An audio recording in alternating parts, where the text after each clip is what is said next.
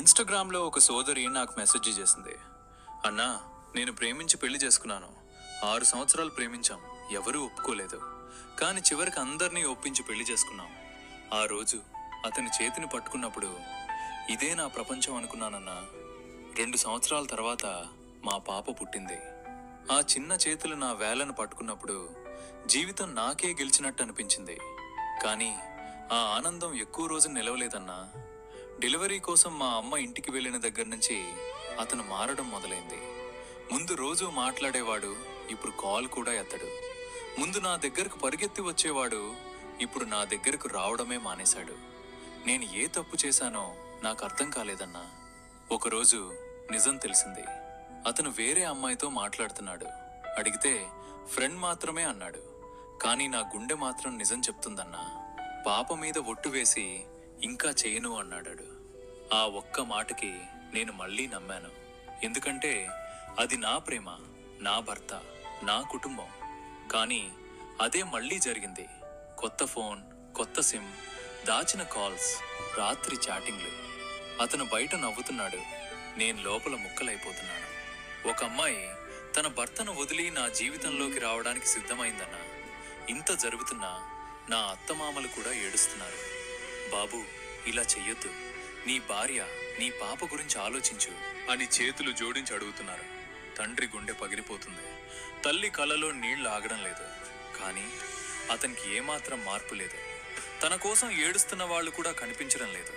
తన కోసం చచ్చిపోతున్న భార్య కూడా కనిపించడం లేదు. ఇప్పుడు ఏంటి తెలుసా అన్న, అతనికి జాబ్ కూడా లేదు.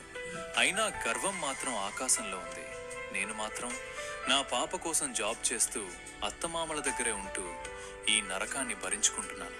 పగలు పని, రాత్రి కన్నీళ్లు, పాపని కౌగిలించుకుని ఏడ్చే రాత్రులు. నాన్న ఎక్కడా అని అడిగే రోజులు.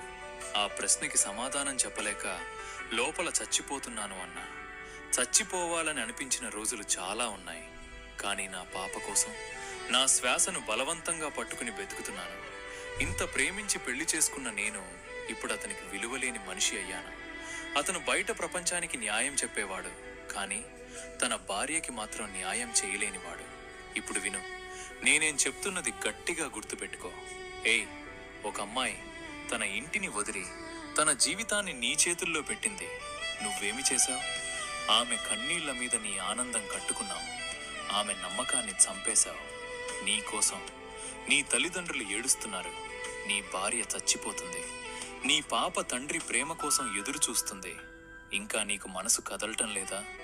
ప్రేమ అంటే చేతి పట్టుకోవడం కాదురా, ఆ చేతిని జీవితాంతం వదలకుండా నిలబడ్డం.